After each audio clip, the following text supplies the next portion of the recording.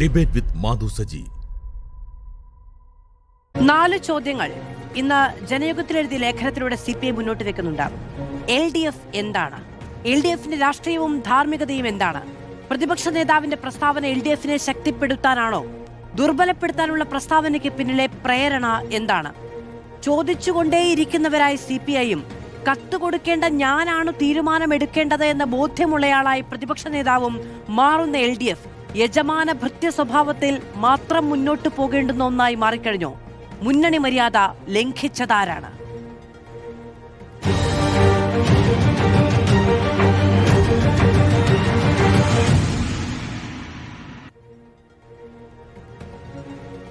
നമ്മളോടൊപ്പം അതിഥികൾ ശ്രീ TK വിനോദൻ, രാഷ്ട്രീയ നിരീക്ഷകൻ, ഡോക്ടർ ജയരാജ്, ഇടത് നിരീക്ഷകൻ, ശ്രീ സെബാസ്റ്റ്യൻ പോൾ, മാധ്യമപ്രവർത്തകൻ എന്നിവർ നമ്മളോടൊപ്പം തത്സമയം ചർച്ചയിൽ. ശ്രീ സെബാസ്റ്റ്യൻ പോൾ, പിളരുമോ എന്ന മാധ്യമപ്രവർത്തകർ ഇന്ന് നമ്മളുടെ റിപ്പോർട്ടർ ആവർത്തിച്ച് മുൻ മന്ത്രി K രാജനോട് ചോദിച്ചപ്പോൾ എൻ്റെ മറുപടി അതാണ് എന്ന നിലയ്ക്കാണ് അദ്ദേഹം പ്രതികരിച്ചത്. CPI ബന്ധം ഉലച്ചിലുകളില്ലാതെ മുന്നോട്ട് പോകാനുള്ള എല്ലാ സാധ്യതയും അവസാനിച്ചു കഴിഞ്ഞു എന്നങ്ങ് കരുതുന്നു?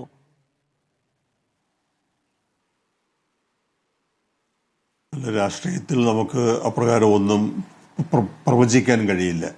എങ്കിൽ പോലും LDF ഇനി മുമ്പത്തെ പോലെ പ്രവർത്തിക്കാൻ സാധിക്കാത്ത അവസ്ഥയിലെത്തിയിട്ടുണ്ട്.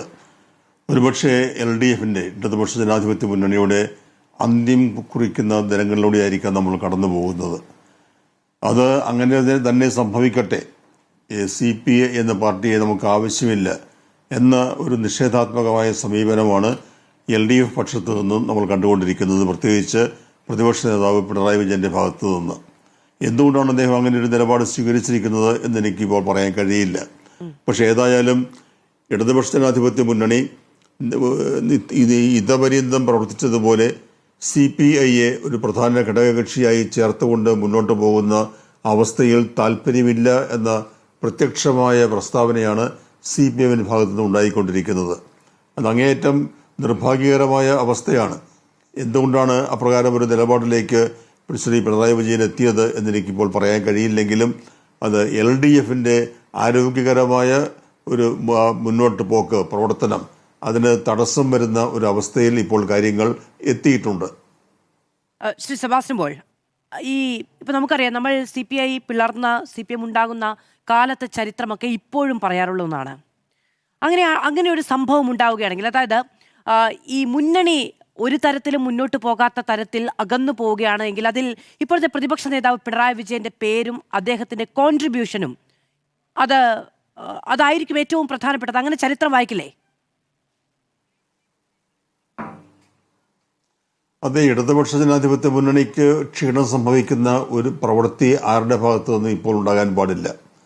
നമ്മളെപ്പോഴും ആവർത്തിച്ച് പറയുന്നത് പോലെ ഇന്ത്യയിൽ ഒരു കമ്മ്യൂണിസ്റ്റ് മുഖ്യമന്ത്രി ഇല്ലാത്ത അവസ്ഥയാണ്. കമ്മ്യൂണിസ്റ്റ് മുഖ്യമന്ത്രി മാത്രമല്ല, ഒരു കമ്മ്യൂണിസ്റ്റ് പ്രതിപക്ഷ നേതാവ് അത് കേരളത്തിൽ മാത്രമേ ഉള്ളൂ. അങ്ങനെയുള്ള അവസ്ഥയിൽ എന്തിനാണ് ഇപ്രകാരമുള്ള ഒരു കടുംപിടുത്തം, പിടിവാശി പിണറായി വിജയന്റെ ഭാഗത്ത് നിന്ന് ഉണ്ടായിരിക്കുന്നത്? LDFന്റെ ഭാഗത്തു നിന്ന് ഉണ്ടായതായി നമുക്കിപ്പോഴും വ്യക്തമായ സൂചനയൊന്നുമില്ല. എന്തിനു വേണ്ടി? ഒരു ഇല്ലാത്ത പദവിയാണിത്. പ്രതിപക്ഷ നേതാവ് എന്ന പദവി നമുക്കുണ്ട്, അത് നമുക്ക് മനസ്സിലാക്കാം. പക്ഷേ പ്രതിപക്ഷ ഉപനേതാവ് എന്നത് ഒരു ഇല്ലാത്ത പദവിയാണ്. അതൊരു പദവി എന്ന് വേണമെങ്കിൽ നമുക്ക് പറയാം എന്നേ ഉള്ളൂ.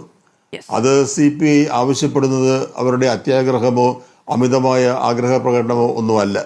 അത് ന്യായമായി തന്നെ അവർക്ക് നൽകാവുന്ന ഒരു കാര്യമാണത്. അതെന്തുകൊണ്ട് അത് ചെയ്യുന്നില്ല എന്ന് മാത്രമല്ല, പ്രകോപനപരമായ രീതിയിൽ പ്രതിപക്ഷ നേതാവ് പിണറായി വിജയൻ അക്കാര്യത്തിൽ പ്രതികരിക്കുകയും ചെയ്യുന്നു. വാസ്തവത്തിൽ അദ്ദേഹം ഇതിലൊന്നും പറയേണ്ട കാര്യമില്ലല്ലോ. അത് LDF ഉണ്ട്, CPMന്റെ സംഘടനാ സെക്രട്ടറി ഉണ്ട്. അവിടെയാണ് ഇതൊക്കെ ആലോചിച്ച് തീരുമാനിക്കേണ്ടത്. ആ തീരുമാനം വരട്ടെ എന്ന് പറയുന്നതിന് പകരം വളരെ പ്രകോപനപരമായ രീതിയിൽ അങ്ങേയറ്റം നിഷേധാത്മകമായ ഒരു നിലപാട് വർത്തമാനം പിണറായി വിജയന്റെ ഭാഗത്തുനിന്ന് ഉണ്ടായിരിക്കുന്നു. അത് കേട്ടാൽ നമുക്ക് മനസ്സിലാകുക CPI അവരുടെ വഴിക്ക് പൊയ്ക്കോട്ടെ എന്ന ഒരു നിലപാടിലേക്ക് CPM അല്ലെങ്കിൽ പിണറായി വിജയൻ എത്തിയിരിക്കുന്നു എന്നുള്ളതാണ്. ശരി, ഡോക്ടർ ജയരാജ്, ഇതിപ്പോ ഇതിലൊരു ഇരട്ടത്താപ്പ് പ്രകടമാണ്. ഒന്നാമത്തേത് ഞാൻ പറയാം. ഒന്നാമത്തേത്, പോയ സർക്കാരിൻ്റെ കാലത്ത് CPI എപ്പോഴൊക്കെ വ്യത്യസ്തമായൊരു അഭിപ്രായം പറയുന്നുണ്ടോ അപ്പോൾ CPMന്റെ ഏറ്റവും കാതലായ വിമർശനം അല്ലെങ്കിൽ ഏറ്റവും രൂക്ഷമായ വിമർശനം എന്ന് പറയുന്നത് പറയാനുള്ളത് LDFൽ പറയണം, മാധ്യമപ്രവർത്തകർക്ക് മുന്നിലല്ല പറയേണ്ടത് എന്നതായിരുന്നു. അപ്പോൾ അങ്ങനെ CPIയെ കുറ്റം പറഞ്ഞുകൊണ്ടിരുന്ന ആളുകൾ 2 പത്രസമ്മേളനങ്ങളിലാണ് പിണറായി വിജയൻ, ഒന്ന് CPI ചോദിച്ചുകൊണ്ടേയിരിക്കും എന്ന് പറഞ്ഞവരെ വളരെ ചെറുതായി കണ്ടു. രണ്ടാമത്തേത്, ഞാനാണ് ഒപ്പിട്ട് കൊടുക്കേണ്ടത്, ഞാനൊരു CPM നേതാവിൻ്റെ പേരാണ് ഒപ്പിട്ട് കൊടുക്കേണ്ടത് എന്ന് വളരെ പ്രകടമായി പറഞ്ഞു. ചർച്ച നടക്കാനിരിക്കുന്നതേ ഉള്ളൂ, ആ സമയത്താണ് എന്നതുകൂടി പറയണം. അപ്പോൾ ആ ചർച്ചയെ, മുന്നണിയിലെ പാർട്ടിയുടെ ഒരു നിലനിൽപ്പിനെ, അഭിമാന ബോധത്തെയൊക്കെ ചോദ്യം ചെയ്യുന്നു എന്നുള്ളതാണ് ഒന്നാമത്തെ ഇരട്ടത്താപ്പ്. ഇപ്പം നോക്കൂ, V ശിവൻകുട്ടിയുടെ പ്രതികരണം, അത് രണ്ടാമത്തേതാണ്. അദ്ദേഹം പറയുന്നത് എന്താണ്? പത്രത്തിലൂടെയല്ല മുന്നണി കാര്യങ്ങൾ ചർച്ച ചെയ്യേണ്ടത് എന്നാണ്. സർ, ഈ പത്രങ്ങളും ഈ പത്രപ്രവർത്തകരും ടെലിവിഷൻ മാധ്യമപ്രവർത്തകരും ഒക്കെ ഇരുന്ന ഇടത്ത് വെച്ചാണ് ഈ 2 തവണയും പിണറായി വിജയൻ ഈ പരാമർശങ്ങൾ നടത്തിയത്. അപ്പോൾ വെണ്ടയ്ക്ക അക്ഷരത്തിൽ CPIയെ അധിക്ഷേപിച്ച CPM എന്നോ അല്ലെങ്കിൽ പിണറായി വിജയൻ എന്നോ വാർത്ത വരുന്നതിൽ കുഴപ്പമില്ല. അവരുടെ രാഷ്ട്രീയ നിലപാട് അവരുടെ മുഖപത്രത്തിലൂടെ CPI എഴുതുന്നതാണ് കുഴപ്പം എന്ന് പറയുന്നത് ഇരട്ടത്താപ്പല്ലേ? മാധു, എനിക്ക് സമയം തരുവാണെങ്കിൽ ഞാൻ അതിൻ്റെ കുറച്ച് ബാക്കിലോട്ട് പോയിട്ട് കാര്യങ്ങൾ പറയേണ്ടി വരും. അതായത് 60കളിലാണ് ഇതിനകത്ത് ഈ പാർട്ടിക്കകത്ത് 2 വിഭാഗത്തിലുള്ള ചിന്തകൾ വരുന്നത്. കമ്മ്യൂണിസ്റ്റ് പാർട്ടി ഓഫ് ഇന്ത്യയിൽ 64 അതിനുശേഷം കേരളത്തിലാണ് സംസ്ഥാന കമ്മിറ്റി മെമ്പർമാരാണ് ഇറങ്ങിപ്പോവുകയും പിന്നീട് communist party of India Marxist രൂപീകരിക്കുകയും ചെയ്തത് എന്ന ചരിത്രമാണ്. അതിനുശേഷം 70 മുതൽ 80 വരെ ഇടയ്ക്ക് വെച്ചൊരു കുറച്ച് സമയത്ത് മാത്രം ഒരു വെടിനിർത്തലുണ്ടായെങ്കിലും ബാക്കി എല്ലാ സമയത്തും തീവ്രമായ ആശയ സംഘടനകൾ നടന്നുകൊണ്ടിരുന്ന ഒരു പാർട്ടിയാണ്. പിന്നീടാണ് 80കളിലാണ് LDFൻ്റെ രൂപവൽക്കരണം. LDF രൂപവൽക്കരിച്ചതിന് ശേഷം ഒരുപാട് CPIയുടെ സെക്രട്ടറിമാരുണ്ടായിട്ടുണ്ട്. അത് വെളിയം ഭാർഗവൻ മുതൽ ഇപ്പോൾ വന്നിരിക്കുന്ന ബിനോയ് വിശ്വം വരെ നീണ്ടു നിൽക്കുന്നത്. ഇതിനകത്ത് വളരെ കുറച്ച് പന്നിയൻ രവീന്ദ്രനും കാനം രാജേന്ദ്രനും അല്ലാതെ മുഴുവൻ ആളുകളും എപ്പോഴെല്ലാം CPMനെ ഉപദ്രവിക്കാവോ അറ്റാക്ക് ചെയ്യാവോ ആ സമയങ്ങളിലെല്ലാം, എനിക്ക് തോന്നുന്നു ഇനി അണികളെ പിടിച്ചു നിർത്താനാണോ അവരുടെ തന്ത്രമാണോ എന്ന് എനിക്കറിയില്ല, ആ സമയങ്ങളെല്ലാം അവർ ഉപയോഗിച്ചിട്ടുണ്ട്. ചെറിയൊരു ഉദാഹരണം പറയുകയാണെങ്കിൽ, ഒരിക്കലും ഒരു സംസ്ഥാന സമ്മേളനം നടത്തിയപ്പോൾ പൊളിറ്റിക്കൽ ആംബുഷിംഗ് എന്നൊക്കെ പറയാവുന്ന രീതിയിൽ CK ചന്ദ്രപ്പൻ ഉപയോഗിച്ച ഒരു വാക്ക്, ഇതെല്ലാം ഇവൻ്റ് മാനേജ്മെൻറ്റ് നടത്തുന്നതല്ലേ, CPMകാർ നടത്തുന്നതൊന്നും അല്ലല്ലോ എന്ന് പറഞ്ഞിട്ട് ഒരു വലിയ സമ്മേളനത്തിന് നിസ്സാരവൽക്കരിച്ച് സംസാരിക്കുകയുണ്ടായി. അങ്ങനെ മുള്ളും മുനയുമുള്ള വാക്കുകൾ മുമ്പും CPIക്കാർ ഉപയോഗിച്ചിട്ടുണ്ട് എന്ന് മാത്രമല്ല. പക്ഷേ CPIക്കാർ മറന്നു പോകുന്നൊരു കാര്യമുണ്ട്. ഒരു മുമ്പൊക്കെ നമ്മൾ പറയാറുണ്ട്, ഒരു പഞ്ചായത്തിൽ മത്സരിക്കാൻ 10 പേരും ഇല്ലാത്ത ആളുകൾക്ക് എന്തിനാണ് സീറ്റ് കൊടുക്കുന്നതെന്ന്. ഇപ്പോൾ അങ്ങനെ മാത്രമല്ല, മത്സരിക്കാൻ വരെ ആളുകളെ കണ്ടുപിടിച്ച് കൊടുക്കണമെന്ന സ്ഥിതിയായി തീർന്നിരിക്കുകയാണ്. CPIക്കുള്ളിലെ റിഫ്റ്റ്, പ്രധാനമായിട്ട് ബിനോയ് വിശ്വത്തിൻ്റെ നേതൃത്വത്തിൽ ഒരു സംഘം, വേറൊരു സംഘം, അങ്ങനെ ആ റിഫ്റ്റിനെ മറയ്ക്കാൻ വേണ്ടിയിട്ടാണ് ഇവർ അതിനേക്കാളും ഉപരിയായിട്ട് പറയാനുള്ളത് PM ശ്രീ വിഷയമായിട്ട് ബന്ധപ്പെട്ട് മറ്റു പല വിഷയങ്ങളുമായിട്ട് ബന്ധപ്പെട്ട് ഇത് പബ്ലിക് ഡൊമൈനിൽ വന്ന് പ്രശ്നം ഉണ്ടാക്കി തുടങ്ങിയത് ആദ്യമായിട്ട് CPI ആണ്. ആ പ്രശ്നങ്ങൾ ഉണ്ടായതിൻ്റെ ഭാഗമായിട്ടാണ് നേരത്തെ കോൺഗ്രസ് UDF സെറ്റ് ചെയ്ത് വെച്ചിരുന്ന ഒരു അജണ്ടയുണ്ട്, സംഘപരിവാറുമായിട്ട് കൈകോർക്കുന്നു എന്നുള്ള ഒരു അജണ്ടയ്ക്ക് മുന്നണിക്കകത്ത് നിന്നുകൊണ്ട് തന്നെ ഒരു സപ്പോർട്ട് വരുന്നു എന്ന് തോന്നുന്നത് CPIയുടെ എടുത്തുചാട്ട സമീപനമായിരുന്നു. അത് വേണമെങ്കിൽ LDFൽ പറയാമായിരുന്നു. ഇത്തരം വിഷയങ്ങളുണ്ടെങ്കിൽ അത് LDFൽ പറയാമായിരുന്നു. അന്ന് പരസ്യ പ്രസ്ഥാനങ്ങളായിട്ട് വന്നവരാണ് ഈ CPIക്കാരെന്നുള്ള കാര്യം ഓർക്കണം. ഇപ്പോൾ ഇല്ലാത്തൊരു പദവിക്ക് വേണ്ടി പുതിയൊരു ചട്ടം ഉണ്ടാക്കുകയും പുതിയൊരു കീഴ്വഴക്കുണ്ടാക്കുകയും. ഡോക്ടർ ജയരാജ്, ഇപ്പം പബ്ലിക് ഡൊമൈനിൽ PMC അടക്കമുള്ള വിഷയങ്ങളിൽ CPI വന്നു സംസാരിച്ചു, അത് മുന്നണിയിലായിരുന്നു സംസാരിക്കേണ്ടത്, CPIയുടെ എടുത്തുചാട്ടമാണത് എന്ന് പറഞ്ഞു. CPI സംസാരിക്കേണ്ടത് LDFലായിരുന്നു അല്ലേ? PMCയുമായി ബന്ധപ്പെട്ട് LDF ആ PMC ഒപ്പുവെക്കുന്നത് വരെ ആ വിഷയം ചർച്ച ചെയ്തോ? അല്ലെങ്കിൽ CPI പ്രതിനിധീകരിച്ച് CPIയുടെ മന്ത്രിമാർ നിലപാടെടുക്കേണ്ടത് ക്യാബിനറ്റിലായിരുന്നു? PMCയിൽ ക്യാബിനറ്റിൽ ആ വിഷയം ചർച്ച ചെയ്തോ? ഇത് ഒപ്പുവെച്ചതിന് ശേഷമാണ് CPIയുടെ മന്ത്രിമാർ പോലും അറിയുന്നത്. അപ്പോൾ ആ മാന്യതയോ തുല്യാവകാശമോ നൽകാതെ ഈ കാര്യങ്ങൾ ഏകപക്ഷീയമായി തീരുമാനമെടുത്ത് PMC പോലെ നയപരമായ രാഷ്ട്രീയമായ തീരുമാനമെടുക്കേണ്ട വിഷയങ്ങൾ കൈകാര്യം ചെയ്ത് ആരൊക്കെയോ വന്നിരിക്കുന്നു, ഞങ്ങൾ 4 സീറ്റ് കൊടുക്കുന്നുണ്ട് അവിടെ വന്നിരിക്കുന്നു എന്ന നിലപാട് ക്യാബിനറ്റ് മിനിസ്റ്റേഴ്സിനോട് പോലും കാണിച്ചിട്ട് ഇത് പാർട്ടിക്കുള്ളിൽ പറയണമായിരുന്നു, അല്ല മുന്നണിക്കുള്ളിൽ പറയണമായിരുന്നു എന്ന് പറഞ്ഞാൽ മുന്നണി ചർച്ച ചെയ്യാതെ ഒപ്പിട്ടുപോയത് ആരാണ് എന്നൊരു ചോദ്യം ഉണ്ടാവില്ലേ? തീർച്ചയായിട്ടും അങ്ങനെ ഒരു ചോദ്യം സ്വാഭാവികമായിട്ട് ഉന്നയിക്കപ്പെടാം.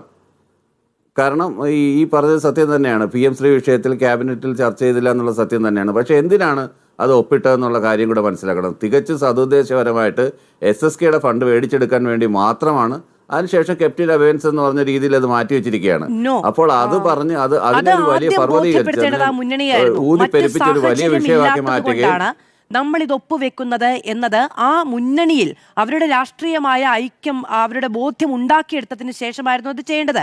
കെപ്റ്റൻ അബയൻസ് എന്ന് വെച്ചത് ഒരു തോന്നലിന്റെ പുറത്തല്ല, അത് CPI ഉയർത്തിയ, അങ്ങ് നേരത്തെ പറഞ്ഞ പബ്ലിക് ഡൊമൈനിൽ ഉയർത്തിയ ശക്തമായ പ്രതിരോധം കൊണ്ടാണ്. ഇനി പറയൂ, ഞാൻ ഇടപെടില്ല. അങ്ങനെ വേണമെങ്കിൽ അതിനെ വായിച്ചെടുക്കാം. പക്ഷേ ഇപ്പോഴത്തെ സാഹചര്യത്തിൽ ഇപ്പോഴെന്തിനാണ് ഒരു ഇല്ലാത്തൊരു പ്രതിപക്ഷ ഉപനേതാവ് സ്ഥാനത്തിനെ കുറിച്ച് അവർ കഷ്ടപ്പെടുന്നത്? അവർക്ക് കൂടുതൽ സീറ്റ് കിട്ടിയോ? അല്ലെങ്കിൽ അവരുടെ സംഘടനാ സ്ട്രെങ്ത് കൂടിയോ ഇവിടെ? അതല്ലെങ്കിൽ കൂടുതൽ അണികളുണ്ടായോ? ഒന്നുമില്ലല്ലോ. ഇപ്പോഴും CPM-ന്റെ സപ്പോർട്ടോട് കൂടിയല്ലേ ഈ ഇരിക്കുന്ന കൊമ്പ് മുറിക്കുന്ന സമീപനം എത്ര നാളുകളായി CPI തുടരുന്നു? ഈ ഇരിക്കുന്ന കൊമ്പല്ലേ അവർ മുറിച്ചുകൊണ്ടിരിക്കുന്നത്. അവരുടെ ഈ ഒരു ഒറ്റ വിഷയം കൊണ്ട് മാത്രമല്ലേ പഞ്ചായത്ത് തെരഞ്ഞെടുപ്പിൽ അതിഭീകരമായിട്ടുള്ള കോൺഗ്രസിൻ്റെ നരേഷന് ഉപോത്ഫലകമായിട്ട് ഈ സാധനങ്ങളെല്ലാം ഉണ്ടാക്കിയെടുക്കാൻ അവർക്ക് കഴിഞ്ഞത്. ഇത് ആ സമയം LDF-ൽ ഇത് ചർച്ച ചെയ്തിരുന്നെങ്കിലോ? ശരി, ക്യാബിനറ്റിൽ ചർച്ച ചെയ്തില്ല. ആ ഒരു മര്യാദ CPI കാണിക്കാതിരുന്നത് എന്തുകൊണ്ടാണ്? എന്നിട്ട് ഇപ്പോൾ വന്നിട്ട് അഭിപ്രായം പറയുന്നത്, ഇന്നിപ്പോൾ ജനയുഗത്തിനകത്ത് സത്യൻ മൊകേരി എത്രയോ തവണ CPM-ന്റെ വോട്ട് മേടിച്ച് ജയിച്ച് MLA ആയ ഒരാളാണ് സത്യൻ മൊകേരി, MP ആയ ഒരാളാണ് സത്യൻ മൊകേരി. അത് ഞാൻ പറയുന്നതല്ല. എന്നാൽ സത്യൻ മൊകേരി എഴുതിയേക്കുന്ന ആർട്ടിക്കിൾ എന്ന് എടുത്ത് വായിച്ചു നോക്കൂ, ജനയുഗത്തിലെ ആർട്ടിക്കിളിൽ. അതിനകത്ത് പറയുന്ന കാര്യങ്ങളിൽ എന്തെങ്കിലും വാസ്തവമുണ്ടോ? പത്രത്തിൽ എഴുതിയാണോ ഇത് പ്രശ്നം പരിഹരിക്കുന്നത്? ഒരു പ്രശ്നം ഉണ്ടായി, ഇന്നലെ അവരുടെ സെൻട്രൽ ലീഡർഷിപ്പ് ഇടപെട്ടു. മുമ്പ് രാജ്യസഭ സീറ്റുമായിട്ട് ബന്ധപ്പെട്ട് വെളിയിൽ ഭാർഗവന് ഒരു വിഷയം ഉണ്ടായപ്പോൾ ആ വിഷയം AK സെൻറ്ററിൽ നിന്ന് ഇറങ്ങിപ്പോവുകയും പിന്നീട് അത് സെൻട്രൽ ലീഡർഷിപ്പ് ഇടപെട്ടിട്ടാണ് അന്ന് ആ പ്രശ്നം സോൾവ് ചെയ്തത് വർഷങ്ങൾക്ക് മുമ്പ്. ആ സെൻട്രൽ ലീഡർ അതുകൊണ്ട് പല ഘടകകക്ഷികൾ ഇതിനകത്ത് നിന്ന് അകന്നു പോവുകയുണ്ടായി. CPM, LDF-നകത്ത് നിന്ന് പല ഘടകകക്ഷികൾ ആ പ്രശ്നമായിട്ട് ബന്ധപ്പെട്ട് അകന്നു പോവുകയുണ്ടായി. അതുപോലെ ഒരു സീറ്റ് വെച്ച് മാറാനോ അതല്ലെങ്കിൽ ഒരു സീറ്റിൽ റെഡ്യൂസ് ചെയ്യാനോ അല്ലെങ്കിൽ ഇൻക്രീസ് ചെയ്യാനോ ഒരു തരത്തിലുള്ള നീക്കുപോക്കുകൾക്കോ, അതായത് ഒരു തരത്തിൽ ബെൻഡ് ചെയ്യാത്തൊരു പാർട്ടിയാണ്. ഒരു മുന്നണി സംവിധാനം ആകുമ്പോൾ പരസ്പരം അങ്ങോട്ടും ഇങ്ങോട്ടും വിട്ടുവീഴ്ചകൾ വേണം. ഒരു സൈഡിൽ നിന്ന് മാത്രം വിട്ടുവീഴ്ചകൾ. ഇപ്പോൾ സെൻട്രൽ ലീഡർഷിപ്പ് ഇടപെട്ടു, CPI-യുടെ സെൻട്രൽ ലീഡർഷിപ്പ് ഇടപെട്ടു. ഇപ്പോൾ അന്നത്തെ കാലത്ത് AB വർദ്ധനായിരുന്നു, ഇപ്പോൾ D രാജയാണ്. D രാജ ഇടപെട്ട് പറയാണ് കുറച്ചുകൂടെ ഇത് ചെയ്യണമെന്ന് പറഞ്ഞ്. സാധാരണ അങ്ങനെ ചെയ്യാറുണ്ട്, പക്ഷേ ഇത്തവണ അങ്ങനെ ചെയ്യുമെന്ന് എനിക്ക് തോന്നുന്നില്ല. കാരണം എന്ന് വെച്ചാൽ സംസ്ഥാന കമ്മിറ്റി ഉറപ്പിച്ച് തീരുമാനിച്ചിരിക്കുകയാണ് ഈ ഒരു കാര്യത്തിൽ ബെൻഡ് ചെയ്യാൻ ഉദ്ദേശിക്കുന്നില്ല. കാര്യം അനാവശ്യ വിവാദമാണ്, അനാവശ്യ പദവിയാണ്, അനാവശ്യ ഡിമാൻഡാണ്, അനാവശ്യ സന്ദർഭമാണ്. അതുകൊണ്ടാണ് ഈ ഒരു വിഷയത്തിൽ അങ്ങനെ ഒരു ഇതുണ്ടായത്. ശരി, ഞാൻ അങ്ങനെ ഒരു ചോദ്യം ചോദിക്കുകയല്ല, എനിക്കത് പറഞ്ഞു പോകേണ്ടതുണ്ട് എന്ന് തോന്നുന്നു. മുന്നണി സംവിധാനമാണ് തെരഞ്ഞെടുപ്പിനെ നേരിടുന്നത്. അവിടെ CPM-ന്റെ വോട്ട് വാങ്ങിയിട്ടല്ല LDF-ന്റെ സ്ഥാനാർത്ഥികൾ ജയിക്കുന്നത്, LDF-ന്റെ വോട്ട് വാങ്ങിയിട്ടാണ്. ഇതൊക്കെ ഒരു മുന്നണി മര്യാദകളാണ്. നമുക്ക് വാചകങ്ങളിൽ പോലും നഷ്ടപ്പെടുന്ന മുന്നണി മര്യാദകളുടെ പ്രശ്നമാണ് ഏറ്റവും അവസാനം CPI-യുടെ ഏറ്റവും അഭിമാനബോധമായി പരിസമാപ്തിയിൽ എത്തിയിരിക്കുന്നത് എന്നതുകൊണ്ട്. ശരി, അല്ല മാധു, ഒരൊറ്റ കാര്യം കൂടെ പറഞ്ഞ് ഞാൻ നിർത്തിക്കോളാം. വളരെ കൊച്ചു പ്രായത്തിൽ ഞാൻ എൻ്റെ പ്രദേശത്ത് രാഷ്ട്രീയ പ്രവർത്തനം നടങ്ങിയ കാലം നോടാൽ അവിടെ LDF-ന്റെ സ്ഥാനാർത്ഥിയായിട്ട് CPI-ന്റെ ഒരാൾ മത്സരിക്കുകയാണെങ്കിൽ ആ വാർഡിൽ CPI-കാരുണ്ടെങ്കിൽ ആ CPI-കാരുടെ വോട്ടും അവരുടെ കുടുംബക്കാരുടെ വോട്ടും കുറച്ചിട്ട് മാത്രമാണ് ഞങ്ങളൊക്കെ ഭൂരിപക്ഷം എണ്ണിക്കൊണ്ടിരുന്നത്. കാര്യം ഉറപ്പായിട്ടും ആ വോട്ട് കോൺഗ്രസിൻ്റെ പെട്ടിയിൽ ചെന്ന് വീഴുമെന്ന് അന്നത്തെ കാലം തൊട്ട്, എനിക്ക് 15 വയസ്സുള്ള കാലം തൊട്ടേ എനിക്ക് അറിയാവുന്ന കാര്യമാണ്.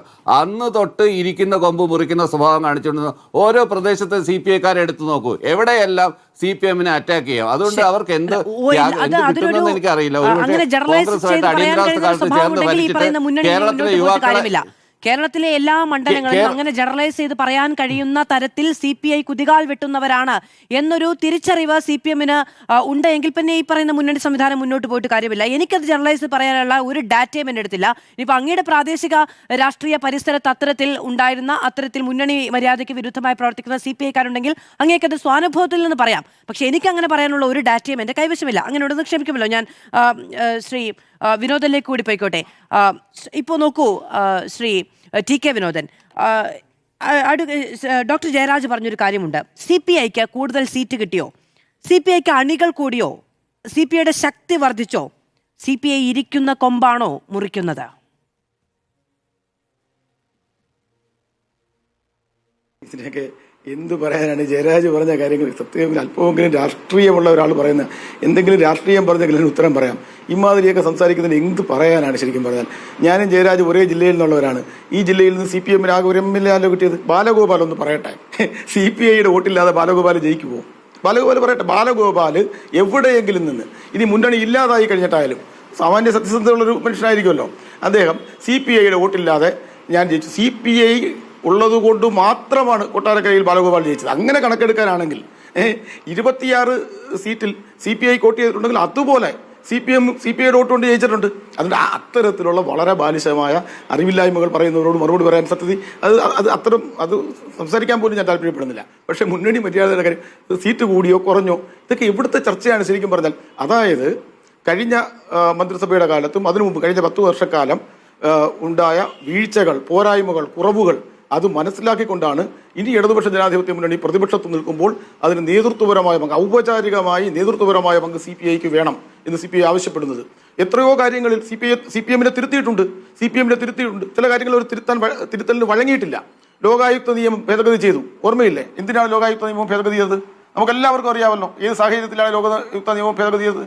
അന്ന് CPI പ്രധാനമായും സഖാവ് പ്രകാശ് ബാബു അതേക്കുറിച്ച് വ്യക്തമായി പറഞ്ഞു. സഖാവ് E. ചന്ദ്രശേഖരൻ നായർ മുൻകൈയെടുത്ത് കേരളത്തിലുണ്ടാക്കിയ ലോകായുക്ത നിയമം ഇന്ത്യക്ക് ആകെ ഒരു മാതൃകയായിരുന്നു. അതായത് ഒരു പബ്ലിക് സർവന്റ് അഴിമതി കാണിച്ചാൽ, അത് അഴിമതിക്കാരനാണെന്ന് ലോകായുക്ത കണ്ടെത്തിയാൽ അയാൾ രാജിവെക്കണം. പിന്നെ മേൽക്കോടതിയിൽ പോയി നിരപരാധിത്വം തെളിയിച്ചാൽ തിരിച്ചു വരാം. മൂലയുള്ള ഒരു അഴിമതി നിരോധന സംവിധാനമായിരുന്നു. ആ ലോകായുക്ത ഇല്ലാതാക്കിയില്ലേ? അതിനെ CPI എതിർത്തു. ഇപ്പൊ അങ്ങനെ എത്രയോ തവണ CPI ഈ മുന്നണിയിൽ ഉടനീളം തിരുത്തൽ ശക്തിയായിട്ട് നിന്നു. PMCയുടെ കാര്യം പറഞ്ഞു. PMC നേരത്തെ പറഞ്ഞ പോലെ നമ്മുടെ അവതാരക തന്നെ പറഞ്ഞതുപോലെ മുന്നണിയിൽ ചർച്ച ചെയ്തില്ല, മന്ത്രിസഭയിൽ ചർച്ച ചെയ്തില്ല. ചർച്ച ചെയ്യാഞ്ഞിട്ട് എന്തീ പറഞ്ഞു ഇപ്പൊ ഈ പറയുന്ന V. ശിവൻകുട്ടി അദ്ദേഹം അതെന്താ പറഞ്ഞത്? അത് CPMന്റെ നയമാണോ? അതിനെ ആരെങ്കിലും തിരുത്തിയോ? അതായത് ന്യൂ എഡ്യൂക്കേഷൻ പോളിസിക്ക് എന്താണ് തെറ്റ്, RSSന്റെ വിദ്യാഭ്യാസ നയത്തിന് എന്താണ് തെറ്റ്? അപ്പം പറഞ്ഞല്ല അങ്ങനെയല്ലായിരുന്നല്ലോ അങ്ങ് നേരത്തെ പറഞ്ഞത്, അത് ഞാൻ തിരുത്തി, എന്റെ നേരത്തെയുള്ള നയം മാറ്റി എന്ന് CPMന്റെ സംസ്ഥാന കമ്മിറ്റി മെമ്പർ പറയുന്നു. ഒരു പാർട്ടി എന്തെങ്കിലും നടപടി എടുത്തോ? അപ്പൊ അതിന്റെ അർത്ഥം എന്താണ്? ആ പാർട്ടിക്ക് എന്താണ് സംഭവിക്കുന്നത് എനിക്ക് മനസ്സിലാക്കാനേ കഴിയുന്നില്ല. അത് ഇടതുപക്ഷ ജനാധിപത്യ മുന്നണിയുടെ കൺവീനർ CPIയുടെ ഓഫീസിൽ ചെന്ന് പറയുന്നു നമുക്ക് ചർച്ച ചെയ്ത് പരിഹരിക്കാം. അതിന്റെ പാർട്ടി സംസ്ഥാന സെക്രട്ടറി MV ഗോവിന്ദൻ പറയുന്നു അത് ചർച്ച ചെയ്തുകൊണ്ടിരിക്കുകയാണ്, ചർച്ച ചെയ്ത് പരിഹരിക്കും. അപ്പം പ്രതിപക്ഷ നേതാവ് പറഞ്ഞു ഞാനൊരു കടലാസ് എഴുതി കൊടുക്കുമെന്ന്. ഒന്നാമത് അദ്ദേഹത്തിന് കാര്യങ്ങൾ അറിയാത്ത ഒരാളാണോ, അദ്ദേഹത്തിന് എന്തെങ്കിലും സംഭവിച്ചോ എന്ന് എനിക്ക് അറിഞ്ഞൂടാ. അതായത് ഇപ്പോൾ മുഖ്യമന്ത്രിയാണ് മന്ത്രിമാരെ തീരുമാനിക്കുന്നത്. ശരി, മുഖ്യമന്ത്രി എഴുതി കൊടുക്കുന്ന പേരുകളാണ് ഗവർണർ സത്യപ്രതിജ്ഞ ചെയ്യാൻ വിളിക്കുന്നത് എന്ന് പറഞ്ഞ് മുഖ്യമന്ത്രി അങ്ങ് തീരുമാനിക്കുമോ? ഇന്ന മന്ത്രി, CPIയുടെ മന്ത്രി ഇന്നയാൾ, മറ്റൊരാളുടെ മന്ത്രി ഇന്നയാൾ, അങ്ങനെ തീരുമാനിക്കാൻ പറ്റുമോ? അപ്പോൾ പ്രതിപക്ഷ നേതാവിനാണ് ഔപചാരികമായി ആ കാര്യം തീരുമാനിക്കാനുള്ള അവകാശം, അധികാരം. പക്ഷേ അങ്ങനെ ഞാൻ അങ്ങ് എഴുതി കൊടുക്കുമെന്ന് പറഞ്ഞാൽ അദ്ദേഹം MV ഗോവിന്ദനെയും മറ്റേ അദ്ദേഹത്തിനെയും TP രാമകൃഷ്ണനെയും പുച്ഛിച്ച് തള്ളുകയല്ലേ ചെയ്യുന്നത്. നിങ്ങൾ എന്ത് പറഞ്ഞാലും ഞാൻ അങ്ങ് എഴുതി കൊടുക്കും. അദ്ദേഹത്തിന് വേറെ എന്തെങ്കിലും കാരണം ഉണ്ടാകുന്നത്, കലയോത്സവം ബിനോയ് വിശ്വം പറഞ്ഞ കാര്യം, അദ്ദേഹത്തിന്റെ മകളുടെ പേരുള്ളതിനുണ്ടാകുന്ന മനപ്രയാസവും ഒക്കെ ഉണ്ടാവാം. പക്ഷെ അങ്ങനെയാണ് ഒരു മുന്നണിയെ നയിക്കുന്ന ഒരാൾ പെരുമാറേണ്ടത്.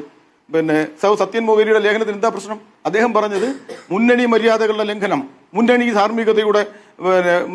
ധാർമ്മികത പുലർത്തുന്നില്ല എന്ന് പറഞ്ഞപ്പം അതിന് മറുപടി പറയുന്നത് എനിക്ക് തമാശ തോന്നുന്നത്, ഈ ശിവൻകുട്ടി ആ പാർട്ടിയുടെ 88 or 89 അംഗങ്ങളുള്ള ഒരു സംസ്ഥാന കമ്മിറ്റി അംഗമാണ്. CPIയുടെ സംസ്ഥാന അസിസ്റ്റന്റ് സെക്രട്ടറിക്ക് മറുപടി പറയുന്നത് ശിവൻകുട്ടി. അവരുടെ വേറൊറ്റ നേതാവും മിണ്ടിയിട്ടില്ല, MV ഗോവിന്ദൻ മിണ്ടിയിട്ടില്ല, TP രാമകൃഷ്ണൻ മിണ്ടിയിട്ടില്ല. പ്രകാശ് ബാബു മലയാള മനോരമയിൽ അവരുടെ ഒരു ചോദ്യത്തിന് ഉത്തരവായിട്ട് ഇടതുപക്ഷ മുന്നണി എങ്ങനെ തിരിച്ചു വരും എന്ന് ചോദിച്ചപ്പോൾ അദ്ദേഹം പറഞ്ഞു രാഷ്ട്രീയം സംഘടനയുടെ രാഷ്ട്രീയവും ഉയർത്തുന്ന മുദ്രാവാക്യവും ഏറ്റെടുക്കുന്ന വിഷയങ്ങളുമാണ് പ്രധാനം എന്ന് പറഞ്ഞിട്ട് അദ്ദേഹം ഒരു കാര്യം കൂടി പറഞ്ഞു, നയിക്കുന്നവരെ കുറിച്ചുള്ള മതിപ്പ് അത് പ്രധാനമാണെന്ന് പറഞ്ഞു. അത് ശരിക്കും ശിവൻകുട്ടിക്ക് കൊള്ളേണ്ട കാര്യം എന്താണ്? പിറ്റേ ദിവസം തീർച്ചയായിട്ടും മനോരമക്കാർ ചോദിച്ചു കാണും. ഉടനെ ശിവൻകുട്ടിയാണ് പറയുന്നത് അത് എന്തെന്നോ പിന്നെ വേറെ എന്തൊക്കെയാണ്. ഇങ്ങനെ ഒരു പ്രതിസന്ധി ഘട്ടം തോറ്റു നിൽക്കുമ്പം നേതൃത്വത്തെ തള്ളിപ്പറയാൻ പാടില്ല. ഞാൻ പറഞ്ഞു ആ പാർട്ടിക്ക് എന്താണ് സംഭവിക്കുന്നത്? ഒരു സംസ്ഥാന കമ്മിറ്റി മെമ്പർ ന്യൂ എഡ്യൂക്കേഷൻ പോളിസിക്ക് എന്താണ് തകരാറെന്ന് പരസ്യമായിട്ട് ചോദിക്കുന്ന ഒരു സംസ്ഥാന കമ്മിറ്റി അംഗം പറയുകയാണ് എല്ലാത്തിനകത്തും. നേരത്തെ ഞാൻ പറഞ്ഞു ഈ പിണറായി വിജയൻ ഇതുപോലെ വെറും പോളിറ്റ് ബ്യൂറോ മെമ്പറായിട്ടിരിക്കും. സാധാരണ പോളിറ്റ് ബ്യൂറോ മെമ്പറായിട്ടിരിക്കുമ്പോൾ തന്നെ പ്രതിപക്ഷ നേതാവുമല്ല, പാർട്ടി സെക്രട്ടറി അല്ല, അദ്ദേഹം പത്രസമ്മേളനം നടത്തും, കാര്യങ്ങൾ പറയും എന്ന് പറയുന്ന പോലെ ആ പാർട്ടിക്കകത്തുള്ള വളരെ വലിയ അവർ പരിഹരിക്കാൻ കഴിയാത്ത രീതിയിലുള്ള ആഭ്യന്തര സംഘർഷങ്ങളാണ് ഈ രീതിയിൽ പുറത്തു വരുന്നത്. വളരെ ഇല്ലോജിക്കലായിട്ടുള്ള കാര്യങ്ങൾ. ഇത് നിസ്സാരമായിട്ടുള്ള പദവി അല്ലെങ്കിൽ പിന്നെ അത് കൊടുക്കുന്നത് എന്താ പ്രശ്നം? CPIയെ സംബന്ധിച്ചിടത്തോളം പ്രതിപക്ഷം എങ്ങനെ പെരുമാറണം, ഇടതുപക്ഷ ജനാധിപത്യ മുന്നണി എങ്ങനെ ഇടപെടണം, നിയമസഭയിൽ എങ്ങനെ ഇടപെടണം, ഈ കാര്യങ്ങളിൽ CPIക്ക് ഔപചാരികമായി അഭിപ്രായം പറയാനും തീരുമാനമെടുക്കാനുള്ള അവകാശം ഉണ്ടാവണം. പ്രതിപക്ഷ നേതാവ് ഇല്ലാത്ത സമയങ്ങളിൽ അതിന്റെ ചുമതല വഹിക്കാനുള്ള ഉത്തരവാദിത്വം ഉണ്ടാവണം. പ്രതിപക്ഷം അവിടെ ചെയ്യുന്ന കാര്യങ്ങൾ നമ്മൾ കാണുന്നുണ്ടല്ലോ. പ്രതിപക്ഷ ഉപനേതൃ പദവി CPIക്ക് കിട്ടില്ല എന്ന് CPIക്ക് അറിയില്ലേ? അല്ലെങ്കിൽ ഇതിനകം മനസ്സിലാക്കി കഴിഞ്ഞിട്ടില്ലേ? ഇല്ലല്ലോ. എന്താ ഞാൻ ചോദിക്കുന്നത്, ഞാൻ ചോദിക്കട്ടെ, അനുവദിച്ച് കിട്ടാൻ CPM ഇതിന്റെ ഉടമയും CPM അടിമയും അല്ല വേണോ? അങ്ങനെയൊന്നുമില്ല. തീർച്ചയായിട്ടും അങ്ങനെയാണെങ്കിൽ അതിന്റെ ലോജിക്കൽ ആയിട്ടുള്ള അടുത്ത സ്റ്റെപ്പ് എന്തായിരിക്കും നമുക്ക് നോക്കാം. അത് കിട്ടാം. പിന്നെ ജയരാജ് കുറച്ച് ചരിത്രമൊക്കെ പഠിക്കണം. 1960കളിലാണ് ഈ ഭിന്നിപ്പിന്റെ ഇതുണ്ടായെന്ന്.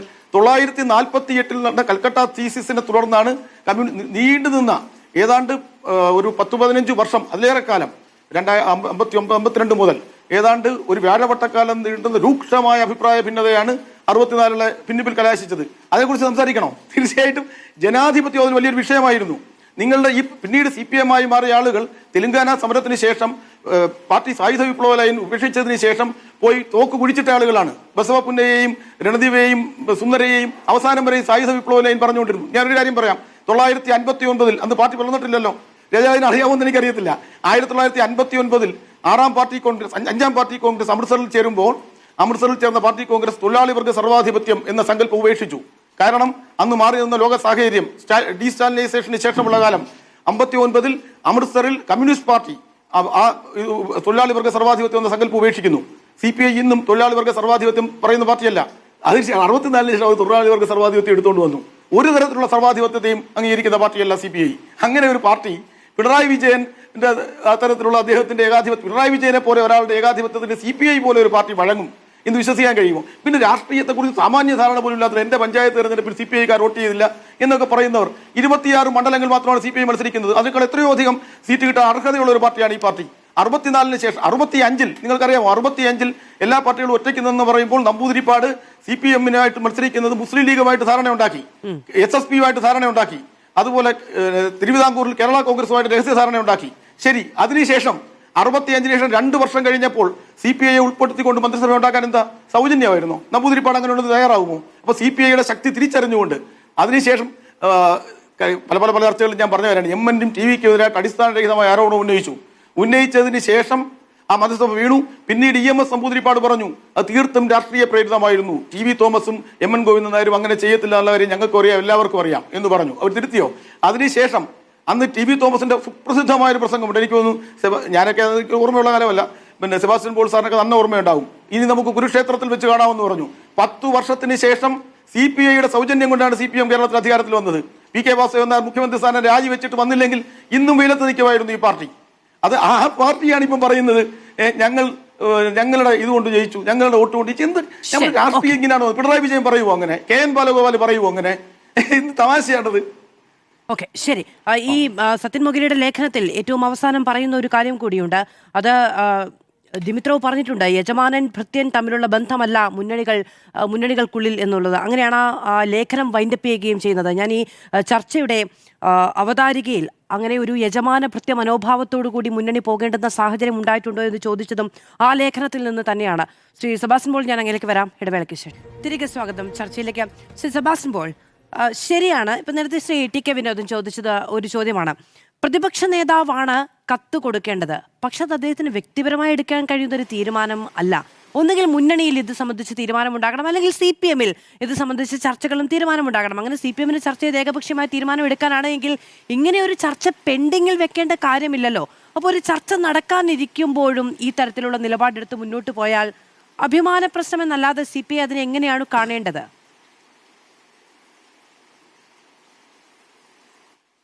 അത് തീർച്ചയായിട്ടും ഇത് CPI എന്ന രാഷ്ട്രീയ പാർട്ടിയെ സംബന്ധിച്ച് അഭിമാനത്തിൻ്റെ പ്രശ്നം തന്നെയാണ്. അവർ വലിയൊരു ത്യാഗം സഹിച്ചുകൊണ്ടാണ് CPI ഇടതുപക്ഷ ജനാധിപത്യ മുന്നണിയിലേക്ക് വന്നത് എന്നെപ്പോഴും പറയാറുണ്ട്. ആ അവകാശവാദം ശരിയുമാണ്. അവരുടെ മുഖ്യമന്ത്രി എന്ന പദവിയാണ് ഉപേക്ഷിച്ചത്. അതിനുശേഷം അവർ വളരെ വിശ്വസ്തയോടെ ഇടതുപക്ഷ ജനാധിപത്യ മുന്നണിയിൽ പ്രവർത്തിക്കുകയാണ്. ആ പാർട്ടിയെ സംബന്ധിച്ച് അവരുടെ മുൻകാല ചരിത്രമൊക്കെ നമുക്കിപ്പോൾ നോക്കേണ്ട കാര്യമില്ല. അടിയന്തരാവസ്ഥയിൽ ആ പാർട്ടി സ്വീകരിച്ച നിലപാട് അതിനോടൊന്നും എനിക്ക് ഒട്ടും യോജിക്കാൻ കഴിയുന്ന ആളുമല്ല. പക്ഷെ ഇപ്പോഴത്തെ ഈ സമകാലിക രാഷ്ട്രീയ സാഹചര്യങ്ങളിൽ എന്തിനാണ് ഇങ്ങനെയൊരു വിവാദം കൊണ്ടുവന്നിരിക്കുന്നത്, ഒരു വിവാദം ഇങ്ങനെ ആളെ പടരാൻ അനുവദിക്കുന്നത് എന്ന കാര്യത്തിൽ എനിക്കൊരു വ്യക്തതയില്ല. ഇവിടെ ശ്രീ ജയരാജ് പറഞ്ഞത് പാർട്ടിയുടെ പൊതുവികാരത്തിൻ്റെ പ്രതിഫലനമാണെങ്കിൽ ഞാൻ ആദ്യമേ പറഞ്ഞതുപോലെ ഇടതുപക്ഷ ജനാധിപത്യ മുന്നണിയുടെ അന്ത്യം കുറിക്കപ്പെട്ടിരിക്കുകയാണ്. അങ്ങനെ അവസാനിപ്പിക്കേണ്ടതായ ഒരു അവസ്ഥയിലാണോ ഇപ്പോൾ ഇടതുപക്ഷ രാഷ്ട്രീയം നിൽക്കുന്നത് എന്ന് ബന്ധപ്പെട്ടവർ ആലോചിക്കേണ്ടതാണ്. എങ്ങും ഒരു ആശ്രയമില്ലാതെ, സ്ഥാനമില്ലാതെ, പദവിയില്ലാതെ നിൽക്കുമ്പോൾ ഒരു ഇല്ലാ പദവിയെ ചൊല്ലിയുള്ള ഒരു തർക്കവും വിതർക്കവുമാണ് ഇവിടെ നടക്കുന്നത്. ഇടതുപക്ഷ ജനാധിപത്യ മുന്നണിക്ക് സ്വാഭാവികമായും പ്രതിപക്ഷ നേതൃസ്ഥാനം ലഭിച്ചു. ഒരു ഉപനേതൃ പദവിയാണ് CPI ആവശ്യപ്പെടുന്നത്. അതിൻ്റെ കീഴ്വഴക്കം, മുൻവിധി അതൊന്നും പരിശോധിക്കേണ്ട കാര്യമില്ല. അത് അവർക്ക് ഘടകകക്ഷി മുന്നണിയിലെ ഒരു പ്രധാനപ്പെട്ട പാർട്ടി എന്ന നിലയിൽ അത് അവർക്ക് നൽകാവുന്നതാണ്.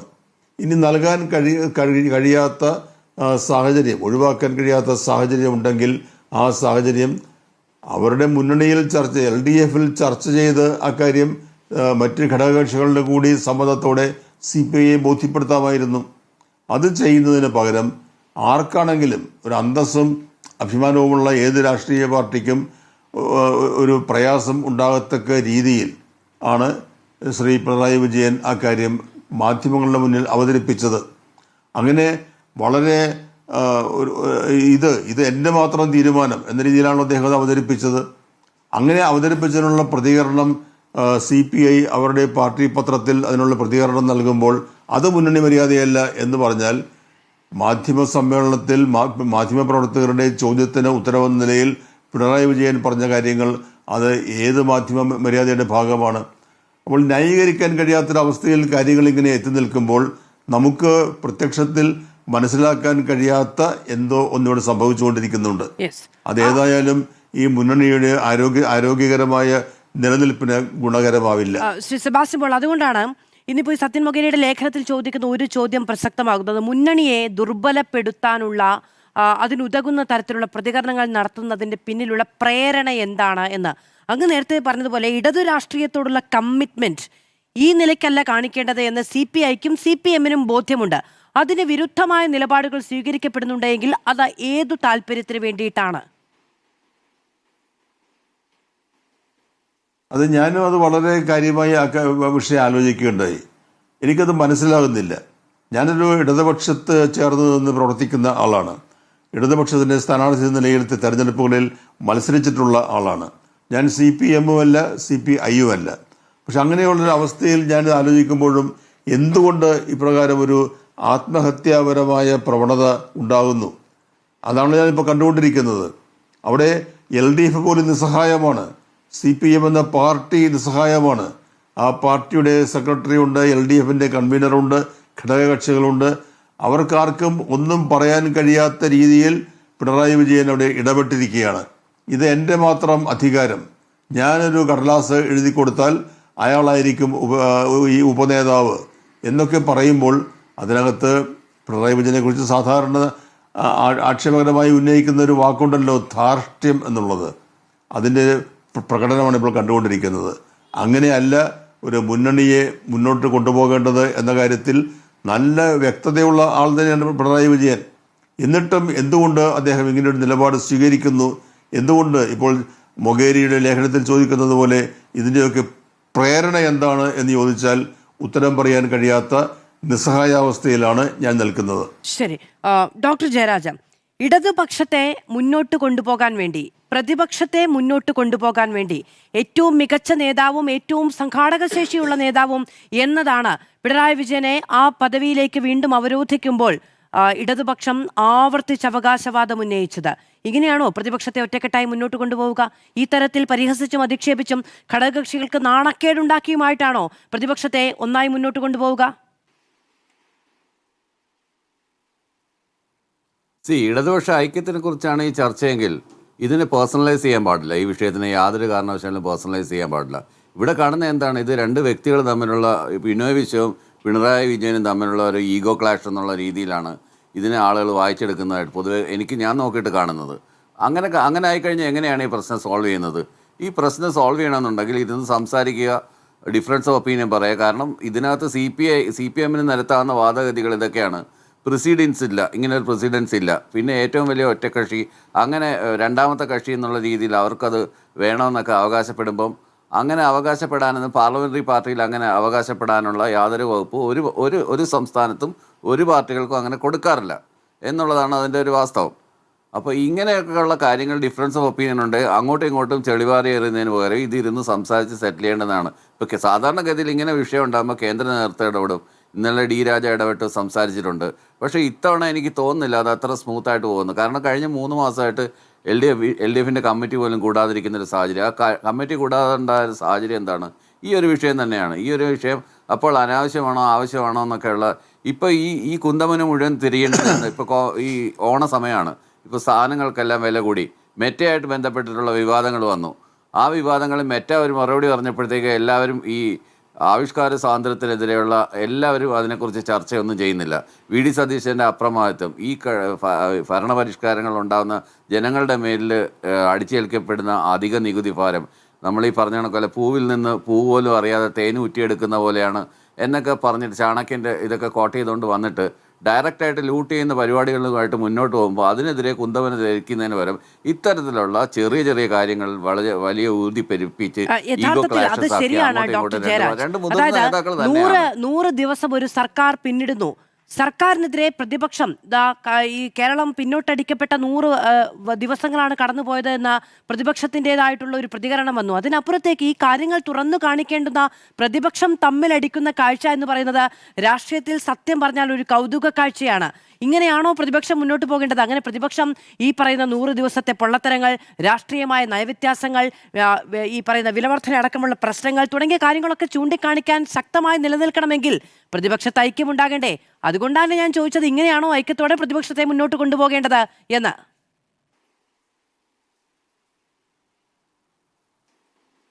ഇതിനകത്ത് ചിലപ്പോൾ ചില മാധ്യമ ശ്രദ്ധ കിട്ടുമായിരിക്കും. ഇപ്പോൾ ഇതിനകത്ത് ഇൻ പാർട്ടി കോൺഫ്ലിക്ട്സ് ഉണ്ടാകുമ്പോൾ മാധ്യമ ശ്രദ്ധ കിട്ടാൻ വേണ്ടിയിട്ട് ഇത്തരത്തിലുള്ള അങ്ങോട്ടും ഇങ്ങോട്ടും അധിക്ഷേപങ്ങൾ നടത്താറുണ്ട്. അത് സ്വാഭാവികമാണ്.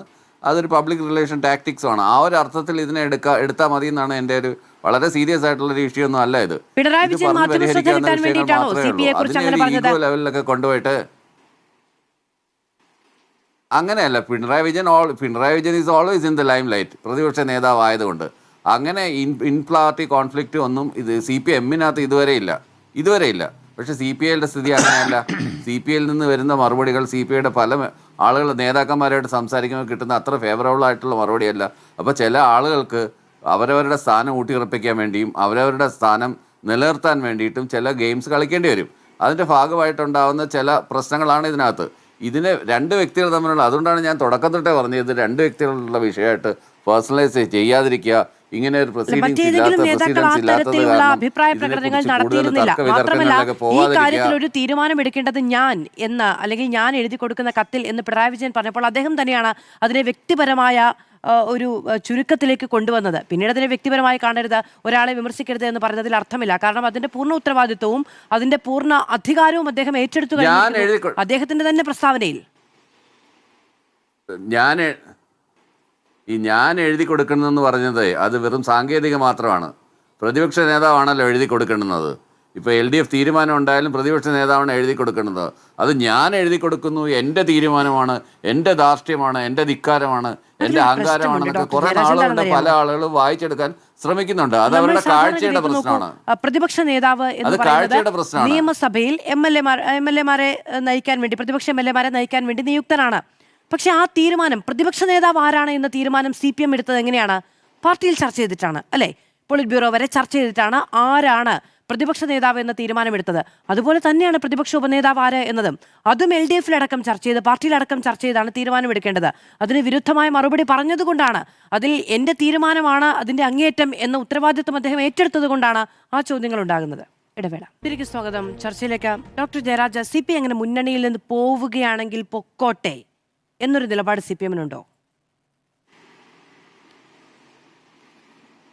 തീർച്ചയായും ഇല്ല. കാര്യം അഖിലേന്ത്യാ തലത്തിൽ തന്നെ ഇപ്പോൾ ML മുന്നണികളുമായിട്ട് വരെ ചർച്ച നടത്തിക്കൊണ്ടിരിക്കുന്ന കാലമാണ്. അതായത് ഡൽഹിയിലെ നേതാക്കന്മാർ, സെൻട്രൽ കമ്മിറ്റിയിലുള്ള അല്ലെ പോളിറ്റ് ബ്യൂറോ മെമ്പർമാരും CPIയുടെ സെൻട്രൽ കമ്മിറ്റിയിലുള്ളവരും എല്ലാവരും കൂടെ ചേർന്നിട്ട് ML നേതാക്കന്മാർ ഒരു വിശാലമായ ഇടതുപക്ഷ ഐക്യം നാടിൻ്റെ ആവശ്യമാണ്. ഇടതുപക്ഷം ഇല്ല എന്നുണ്ടെങ്കിൽ ഇന്ത്യയുടെ ഭാവി എന്തായിത്തീരും? ക്രിയാത്മകമായ ചോദ്യങ്ങൾ ഉന്നയിക്കാൻ ഈ ഫാസിസ്റ്റ് ഗവൺമെൻറ്റിനെതിരെ പടവരുത്താൻ ഇടതുപക്ഷം ഉണ്ടായേ കഴിയൂ. അതിന് ഇടതുപക്ഷത്തേക്ക് നിൽക്കുന്ന മുഴുവൻ കക്ഷികളുമായിട്ടും പരമാവധി ഐക്യത്തോടു കൂടി പോകണം തന്നെയാണ്. പിന്നെ ഇതൊരു വലിയ വിഷയമൊന്നുമല്ല. ഇതുകൊണ്ട് അങ്ങ് CPM-ൽ നിന്ന് പുറത്തു പോകുമെന്നോ അല്ലെ LDF-ൽ നിന്ന് പുറത്തു പോകുന്നൊന്നും ഞാൻ കരുതുന്നില്ല. പക്ഷേ ഒരു കോംപ്രമൈസ് ചെയ്യുമ്പോൾ അങ്ങോട്ടും ഇങ്ങോട്ടുമൊക്കെ വേണം. അതായത് ഒരു പാലം ഇട്ടാൽ അങ്ങോട്ടും ഇങ്ങോട്ടുമൊക്കെ വേണമെന്ന് നമ്മൾ പൊതുവേ പറയാറുണ്ട്. അതുപോലെ ഒരിക്കലും ബെൻഡാവില്ല, ഞങ്ങൾ ബെൻഡാവില്ല, എന്ത് വിഷയം ഉണ്ടായാലും ഞങ്ങൾ ബെൻഡാവില്ല എന്ന് പറഞ്ഞ് കടുംപിടുത്തവും കഠിനമായും എത്ര നാൾ മുന്നോട്ട് കൊണ്ടുപോകാൻ പറ്റും എന്നുള്ള കാര്യങ്ങൾ അവരവർ തന്നെ ആലോചിച്ചാൽ മതി. ഈ പ്രശ്നം സോൾവ് ചെയ്യാവുന്നതേ ഉള്ളൂ. പിന്നെ ഇതിനെ ചെറിയ ഈ രണ്ട് വ്യക്തികൾ തമ്മിലുള്ള ക്ലാഷ് ആയിട്ട് കാണാതിരിക്കുക. പ്രശ്നങ്ങൾ പരിഹരിക്കുക എന്നത് CPI ഈ ഉപനേതൃ പദവി വേണ്ട എന്ന് വെക്കുക എന്നതിൽ മാത്രം അടിസ്ഥാനപ്പെടുത്തിയിട്ടുള്ള ഒന്നാണോ? ഒരു കമ്മ്യൂണിസ്റ്റ് പാരമ്പര്യം എന്ന് പറയുന്നത് എന്താണ്? അതിനകത്ത് വിമർശനം വേണം, സ്വയം വിമർശനം വേണം. സ്വയം വിമർശനം നടത്തി നോക്കുക. എന്തൊക്കെയായിരുന്നു ഞങ്ങൾ ചെയ്തുകൊണ്ടിരുന്നത്, ഇപ്പോൾ ഞങ്ങൾ എന്താണ് ചെയ്യുന്നത്, ഇത് ആർക്കാണ് പ്രയോജനം ഉണ്ടാകുന്നത്, ആത്യന്തികമായി ഇതുകൊണ്ടുള്ള പ്രയോജനം ആർക്കാണ്, എവിടെയാണ് വെടി നിർത്തേണ്ടത്, എവിടെയാണ് way to do the ceasefire എന്നൊക്കെ കൃത്യമായിട്ട് മനസ്സിലാക്കുന്ന ആളുകളാണ്. നേതാക്കൾ മാത്രമേ ഉള്ളെങ്കിലും ചിന്തിക്കുന്ന നേതാക്കന്മാർ ഒരുപാട് ഉള്ള ആളുകൾ ഒരു സംഘടനയാണ് CPI. പക്ഷേ അവർ അണികളിലേക്ക് ഇറങ്ങിത്തിരിക്കുകയും സംഘടന കെട്ടിപ്പടുത്തുകയും ചെയ്യേണ്ടുന്ന ഒരു സമയമാണ് ഇപ്പോൾ. സമരങ്ങളിലൂടെയും സംഘടനാ പ്രവർത്തനങ്ങളിലൂടെ മാത്രമേ സംഘടന വളരത്തുള്ളൂ. ഈ CPI ശുഷ്കമായി കഴിഞ്ഞാൽ അത് CPM-ന് തന്നെയാണ്, ഇടതുപക്ഷ ഐക്യത്തിന് തന്നെയാണ്. ഞാനീ പറയുന്നത് എൻ്റെ ഹൃദയവേദന കൊണ്ടാണ് പറയുന്നത്. CPI-യും CPM-ഉം പോലുള്ള ഇടതുപക്ഷ സംഘടനകൾ, അതിൽ ഏത് സംഘടന ദൗർബല്യപ്പെട്ടു പോയാലും അതിൻ്റെയൊക്കെ ആത്യന്തികമായ ഫലം കേരള ജനതയ്ക്കാണ് ഉണ്ടാകാൻ പോകുന്നത്. അതുകൊണ്ട് CPI-ക്കാർ നേതാക്കന്മാരെ മാത്രം കോൺസെൻട്രേറ്റ് ചെയ്യാതെ അവരവരുടെ വാർഡുകളിൽ ഇറങ്ങി അവരവരുടെ സ്ഥലങ്ങളിൽ ഇറങ്ങി പാർട്ടി കെട്ടിപ്പടുത്താൻ നോക്കുക, ആളുകളെ സംഘടിപ്പിക്കാൻ നോക്കുക. അല്ലാതെ ഇത്തരത്തിലുള്ള പ്രസ്ഥാനങ്ങളുമായിട്ട് കളം നിറഞ്ഞ് ആടാനായിട്ട് കോൺഗ്രസ് ശ്രമിക്കുന്നതാണ് ശ്രമിക്കാതിരിക്കാതെ വലത് കമ്മ്യൂണിസ്റ്റ് പാർട്ടിയാണ് എന്തൊക്കെ പറഞ്ഞാലും ആ വലത് സ്വഭാവങ്ങളിൽ നിന്ന് കുറച്ചൊക്കെ ഒരു മാറ്റം വരുത്താൻ ശ്രമിക്കുക എന്നുള്ളതാണ് അതിനകത്ത് എനിക്ക് പറയാനുള്ളത്. അത് ഞാൻ ഇത്രയും മുതിർന്ന ആളുകളെന്ന് നമ്മൾ ഉപദേശിക്കുന്ന കാര്യമല്ല. ബാധകമല്ലാത്ത ഒന്നുള്ളത് ഈ പരാജയത്തിന്റെ പൂർണ്ണ ഉത്തരവാദിത്തം എന്നത് ആണ് CPI ഉന്നയിക്കുന്നത്. കാരണം കഴിഞ്ഞ തവണ CPI ചോദിച്ചുകൊണ്ടേയിരിക്കും എന്ന പ്രതികരണം പിണറായി വിജയന്റെ ഭാഗത്തു നിന്നുണ്ടായ സമയത്ത് CPI പറഞ്ഞത് ഞങ്ങൾ പറഞ്ഞത് കേട്ടില്ല, കേട്ടെങ്കിൽ ഇങ്ങനെ ആകില്ലായിരുന്നു എന്നതാണ്. അപ്പോൾ ആ പരാജയത്തിന്റെ ഉത്തരവാദിത്തം എന്നത് CPI ഏൽക്കാൻ തയ്യാറല്ല. അതുകൊണ്ടാണ് പാർട്ടിക്കുള്ളിലും മുന്നണിക്കുള്ളിലും ഒക്കെ തങ്ങളുടെ അഭിപ്രായം, തങ്ങളുടെ വ്യത്യസ്തമായ രാഷ്ട്രീയ അഭിപ്രായം പറയാൻ ഒരു പോസ്റ്റ് വേണം എന്ന നിലപാട് CPI കൈക്കൊള്ളുകയും ചെയ്തത്. പാർട്ടി കെട്ടിപ്പടുക്കുക, അണികൾക്കിടയിലേക്ക് ഇറങ്ങി പ്രവർത്തിക്കുക തുടങ്ങിയതൊക്കെ ഏറ്റവും ആവശ്യമായി നിൽക്കുന്ന ഒരു പാർട്ടി CPM കൂടിയല്ലേ? തീർച്ചയായിട്ടും രണ്ട് ഇടത് പാർട്ടികളും ഒരേപോലെ ചെയ്യുന്ന പ്രവർത്തനങ്ങളാണ്. പ്രധാനമായിട്ടുള്ള ഫാസിസ്റ്റ് ശത്രു ഒരു സൈഡിൽ കിടക്കുന്നു, ഇവിടെ ഒരു ക്യാപിറ്റൽ ശത്രു കിടക്കുന്നു. ഇവരെയൊക്കെ നേരിടണം, ഒരുമിച്ച് നേരിടണമെന്ന സമയമാണ്. ആ സമയത്താണ് ഇത്തരത്തിലുള്ള വിഷയങ്ങൾ ഉണ്ടാക്കി മുന്നോട്ട് പോകുന്നതും അത് ഒരിക്കലും സുഖകരമായ കേരളത്തിൻ്റെ ഭാവിക്ക് അത് നല്ലതല്ല എന്ന് തന്നെയാണ് എൻ്റെ അഭിപ്രായം. അതുകൊണ്ടാണ് ഞാൻ പറഞ്ഞത് ഇത് രണ്ട് വ്യക്തികൾ തമ്മിലുള്ള ഒരു ഈഗോ ക്ലാഷ് ആയിട്ട് കാണാതെ അതിനെ ഒരു അമിക്കബിൾ സൊല്യൂഷനിലേക്ക് എത്തിക്കണമെങ്കിൽ ഇരുഭാഗത്തും വിട്ടുവീഴ്ചകൾ വേണ്ടി വരും.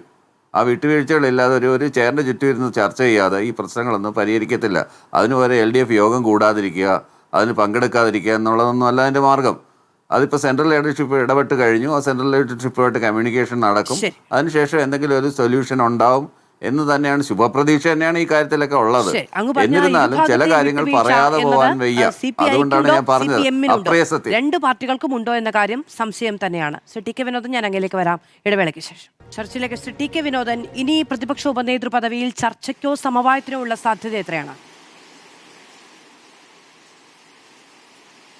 ഞാൻ ആദ്യമേ ഒരു കാര്യം പറയട്ടെ. ഈ ജയരാജ് എൻ്റെ വളരെ വ്യക്തിപരമായി വളരെ അടുത്ത സുഹൃത്താണ്.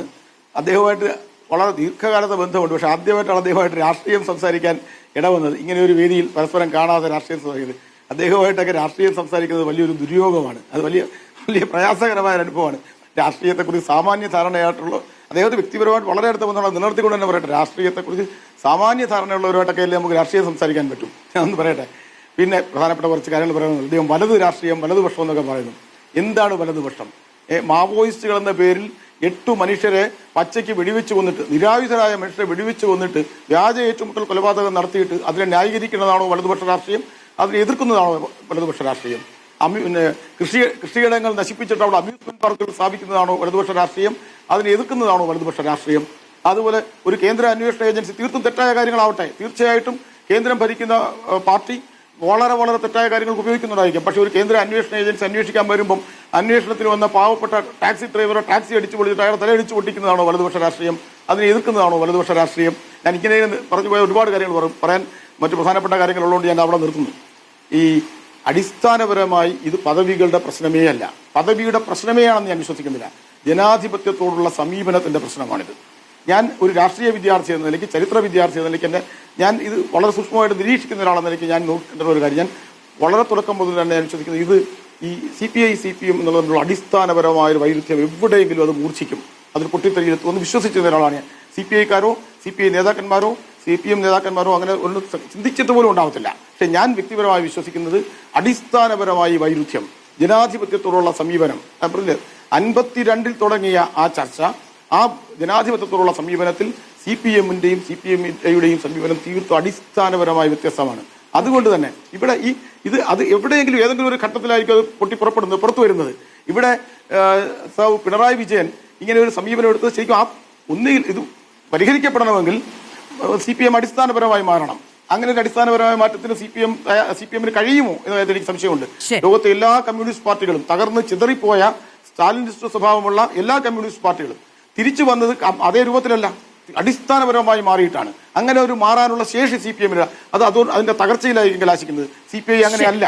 അതുപോലെ തന്നെ ഒരു കാര്യം പറയട്ടെ, പിണറായി വിജയനെ ശാസിക്കുകയും പിണറായി വിജയനെ തിരുത്തുകയും ചെയ്യാൻ മാർക്സിസ്റ്റ് പാർട്ടി തയ്യാറാവുകയാണെങ്കിൽ, അവരുടെ സംസ്ഥാന കമ്മിറ്റി പരസ്യമായി പിണറായി വിജയനെ തിരുത്തി പിണറായി വിജയനെ ശാസിച്ചുകൊണ്ട് ഈ കാര്യത്തിൽ ഒരു പരിഹാരം ഉണ്ടാക്കുകയാണെങ്കിൽ തീർച്ചയായിട്ടും ഇടതുപക്ഷ മുന്നണി ഈ രീതിയിൽ മുമ്പോട്ട് പോകും. ഇല്ലെങ്കിൽ ഈ രീതിയിൽ അസാധ്യമായ എന്തെങ്കിലും ഒന്ന് സംഭവിച്ചാൽ മാത്രമേ ഇടതുമുന്നണി മുന്നോട്ട് പോവുകയുള്ളൂ എന്നതാണ് നമുക്ക് അതിൽ നിന്ന് മനസ്സിലാക്കേണ്ടത്.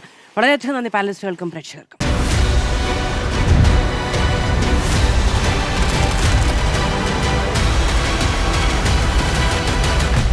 Debate with Madhu Saji.